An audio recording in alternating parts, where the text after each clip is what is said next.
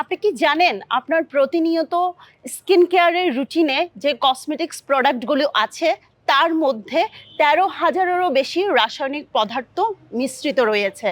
আপনি নিজেও জানেন না নিজের অজান্তে কত বড় ভুল আপনি করছেন। আজকের এই ভিডিওতে আমি আপনাদেরকে জানাবো কি কি ক্ষতির সম্মুখীন আমরা হচ্ছি।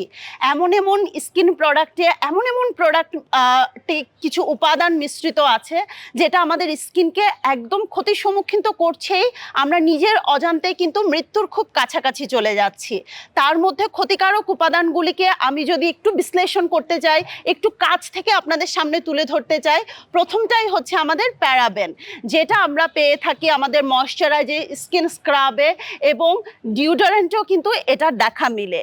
সো এর থেকে বিরত থাকতে আপনার স্কিনকে কিভাবে আপনি রিজুভিনেট রাখবেন, কিভাবে আপনি আরও সতর্ক হতে পারবেন, সেটার জন্য আপনাকে আরও সতর্ক হতে হবে।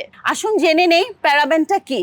প্যারাবেন হচ্ছে কসমেটিক্স ইন্ডাস্ট্রিতে এটা প্রিজারভেটিভ হিসেবে কাজ করে, যার মাধ্যমে আমাদের অনেক ক্ষতি হতে পারে।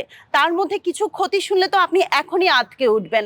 হতে পারে breast cancer, neuro toxicity, skin toxicity, অনেক ধরনের ক্ষতিকর সম্মুখীন আমরা হতে পারি এই ধরনের প্রবলেমগুলো থেকে।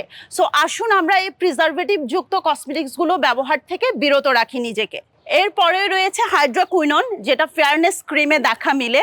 এর কারণে আপনার হতে পারে অ্যালার্জি, শ্বাসকষ্ট, জিহ্বা ফুলে যাওয়ার মতনও মারাত্মক ক্ষতিকর রোগ। নাম্বার 3-তে আছে সোডিয়াম লরেট সালফেট, যেটাতে দেখা মিলে সাবান এবং শ্যাম্পুতে ফেনার কাজ করে।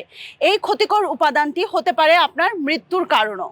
চিন্তার কারণ হলো এই ক্ষতিকর উপাদানটি কিন্তু আপনার টুথপেস্ট এবং মাউথওয়াশেও মিলে।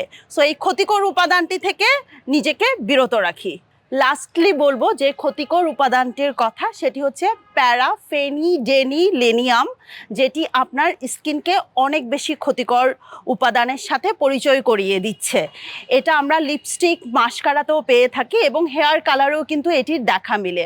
সো আপনি নিজে হেয়ার কালার করুন বা স্যালন থেকে করান, এই উপাদানটি থেকে একেবারেই সাবধান থাকবেন। কিছু লিপস্টিকে থাকে মারাত্মক সীসা, যেটা ব্রেনের জন্য অনেক ক্ষতিকর। তাই ত্বকের যত্নে এবং প্রোডাক্ট নির্বাচনে হতে হবে আরও অনেক সাবধান। যত্নে থাকুন, যত্নে রাখুন নিজেকে।